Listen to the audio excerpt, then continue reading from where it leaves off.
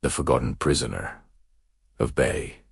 He has no trial date, no sentence, no end in sight. For 21 years, a man has lived in a cage on the edge of the Caribbean Sea.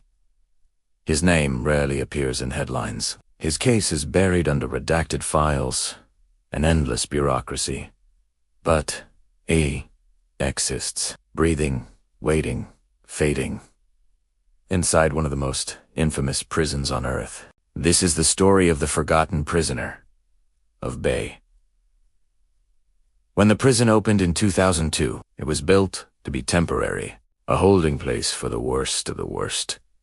But over time it became something else, a place where men could disappear, where trials were promised but never delivered, where years turned into decades. A forgotten prisoner was captured far from Cuba. Some reports say in Pakistan, others suggest he was taken from his home in Yemen. The details blur because the documents don't agree. And maybe that's the point. In the fog of the war on terror, precision was never the priority. What mattered was filling cells. He was young when they took him. Just over 20, a man barely beginning his life. They claimed he was connected to Al-Qaeda, but the evidence was thin. A name on a list, a phone number scribbled in someone else's notebook, enough to put him on a plane, hooded and shackled, flown across oceans to a base carved into limestone cliffs. Inside, time worked differently. Prisoners called it the land without clocks. Days bled into nights. Interrogations came without warning. Weeks of silence could be followed by months of questions. Some men broke, others vanished into themselves, and some, like him, simply waited. The strange part is that he was never charged, not once. Lawyers came and went, promising hearings that never arrived. Courts ruled, then stalled. Politicians pledged to close, but the gates stayed locked.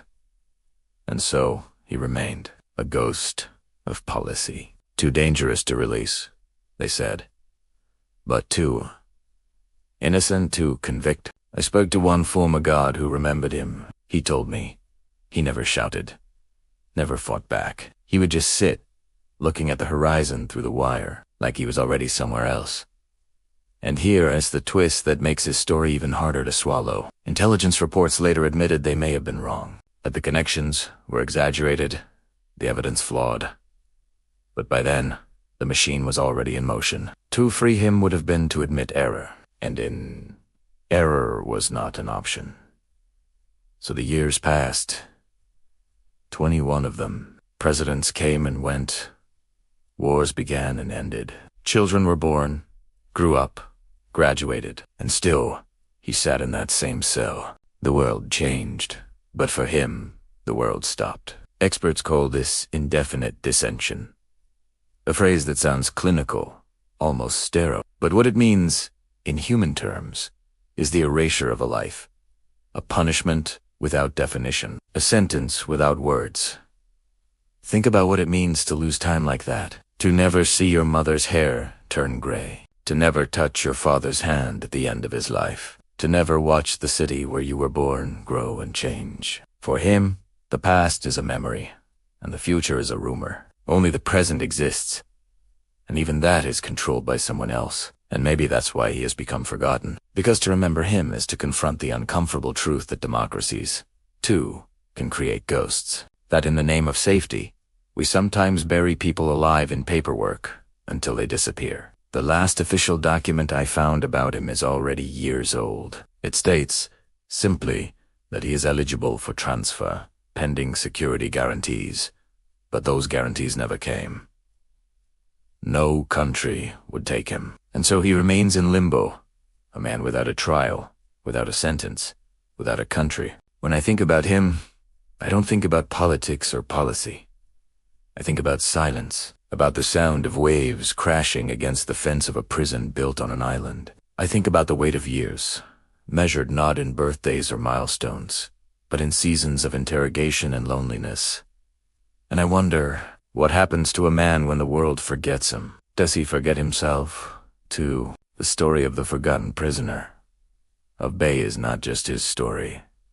It's ours. It's about the systems we build to protect ourselves and the people we sacrifice to keep those systems intact. It's about how easy it is to disappear someone and how hard it is to bring them back. Maybe one day his file will be closed, his cell emptied, his body released into the world beyond the fence. But the question will remain long after he is gone. What does it mean to live in a society where freedom can be erased without trial, where a life can be put on pause for decades? And perhaps the hardest truth of all is this: in forgetting him, we have already answered that question.